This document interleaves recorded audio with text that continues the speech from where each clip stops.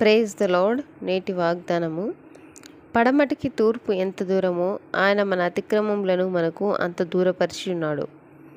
కీర్తనల గ్రంథము 103వ అధ్యాయము 12వ వచనము. మంచు విడిపోనట్లుగా నేను నీ అతిక్రమములను, మబ్బు తొలగునట్లుగా నీ పాపములను తుడిచివేస్తున్నాను. నేను నీ విమోచించున్నాను, నా యొద్దకు మల్లుకొనుము అని ప్రభువు యెహోవా సెలవిచ్చున్నాడు. నేనే నా చిత్తానుసారముగా నీ అతిక్రమములను తుడిచివేయుచున్నాను. నేను నీ పాపములను జ్ఞాపకం చేసుకొనునని ప్రభు అంటున్నాడు. కనుక మనం ప్రభు నిత్యం స్తుతించాలి.